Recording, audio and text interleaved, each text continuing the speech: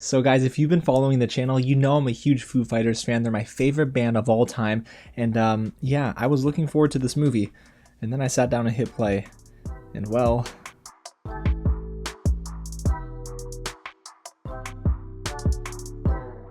what's going on, you guys? James here with another real review, and today we're diving into my thoughts on Studio 666. A huge thank you to Open Road Films for giving me the chance to watch this early for review. Now, yes, I did pray before and after and during this movie, but this is the Foo Fighters feature-length debut. This movie hits theaters Friday and is directed by BJ McDonnell and stars Dave Grohl, Taylor Hawkins, Nate Mendel, Pat Smear, Chris Shiflett, Rami, Jaffee, and Jenna Ortega. And no, Jenna Ortega is not a part of the Foo Fighters, but it would be really cool if she was. Now, the movie's premise is pretty simple. The Foo Fighters are hitting a roadblock, essentially, in their creation of their 10th album, which, of course, as we know it now, is Medicine at Midnight. But the thing is, they're trying to figure out a sound for the album. So where do they go? A haunted mansion in Encino. Now, a little fun fact before we hop into my review, I found out that filming took place in the same house the band recorded their album, Medicine at Midnight. Go figure. Now guys, before we get into what I liked about this and what I didn't really like too much about this movie, if it is your first time here at the channel, welcome to Real James, where I love talking about movies like this all the time.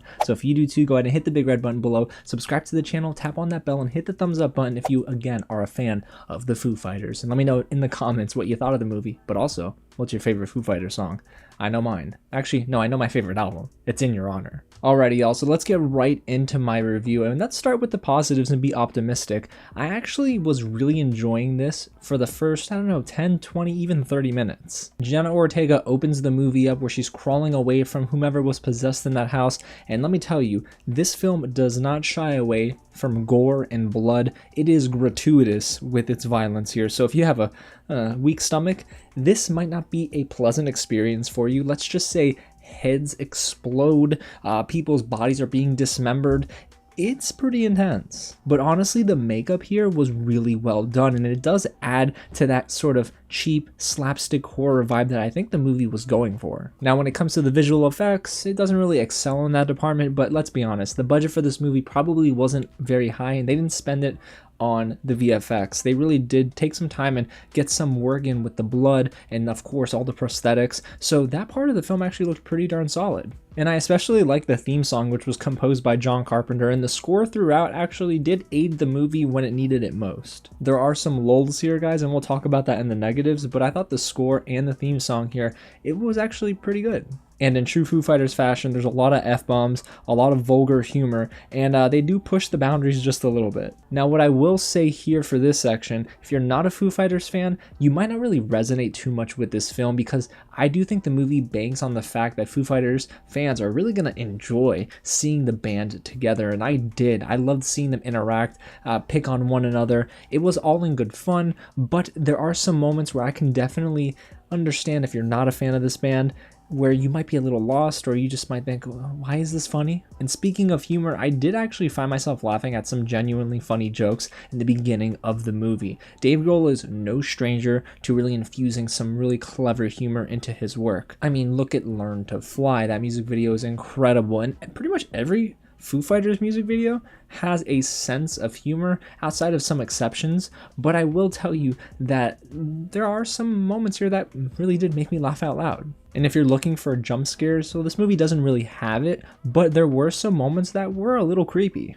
The film really does play with that supernatural horror element and things that, of course, are demonic, but this is the kind of film that it is. It doesn't shy away from that, and trust me, it turns it up a notch in that second half. But you guys, that's all I have for the positives with Studio 666, because this movie, I hate to say it, it's a disappointment. And even beyond that, I just don't think it's a very good movie. Unfortunately, it does try to pay homage to some slashers and some old horror classics by including some tropes that we've seen before, but the problem is it doesn't really add anything new. There's not a lot of flavor to this movie, and just starting with the direction, it's really scattered. There are a lot of scenes that are just randomly inserted into this film, and some moments that just don't make sense in the timeline. I don't know, guys. I'm not trying to take this too seriously. Of course, this is a film that you go into and you turn off your brain. You seriously cannot come into this expecting anything serious, any drama at all. But there are some moments where they try to infuse a little bit of drama and it doesn't work. And even outside of that, when it just goes full on funny,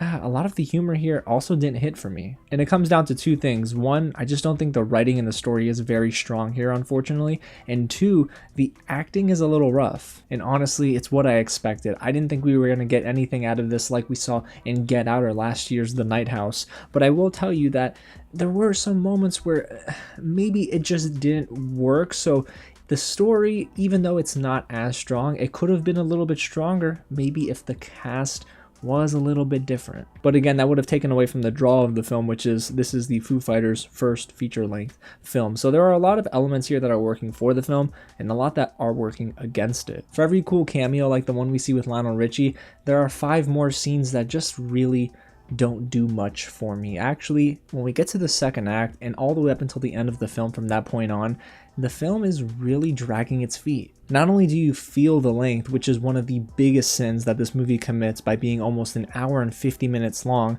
it's just that there's no substance here. I found myself zoning out a little bit too often, and that's not what I wanted to do in this movie, so I had to rewind and go back a scene or two.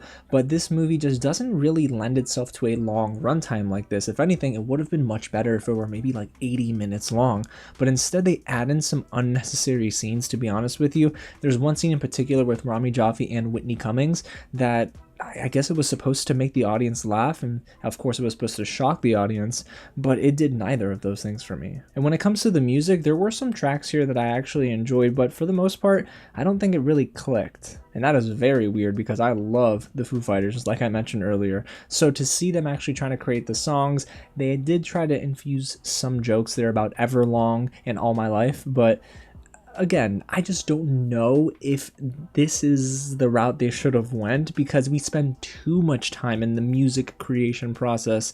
And yes, this is Dave Grohl being possessed, but again, it just never really works. And if you're like me, you're a Jenna Ortega fan, and I'm sorry to say, guys, she's only in this movie in the beginning and, well, sprinkled in towards the second half. She's barely in this film, so if you're coming into this wanting to see Jenna Ortega act alongside Dave Grohl and the Foo Fighters, you don't really get that. So overall, you guys, Studio 666 is a movie that has a decent foundation in the beginning of the film, but the longer this movie goes on for, the worse I think it gets. And above all else, it is just boring. And that's not what I wanted from this movie, and it pains me to say this because I love the Foo Fighters and whatever they work on, but this is the exception. This is an outlier for them. It's not the greatest horror movie, and I didn't think it was going to be, but the worst thing about it is that it just is uninteresting. If you come in here and turn your brain off, you might enjoy it, of course, and there are some jokes in here that I actually laughed at. The thing is, the movie as a whole is just a misfire. There's not enough here to sustain it past that hour and 20-minute mark. I mean, heck, we get into the middle of the film. I'm 40 minutes in, and I'm already starting to look at my watch and think, is all of this worth it? Is the buildup going to be worth it? But unfortunately, we get an explanation to the actual story itself and the house and why it's haunted way too late in this movie. So the film tries to get you back in, but I think it was just too little too late. There were just so many ebbs and flows to this film. There were brief moments of comedy, some decent slapstick horror scenes, and then just a lot of meh in between moments. So again, it hurts me to say this, but I just can't tell you that I would recommend Studio 666.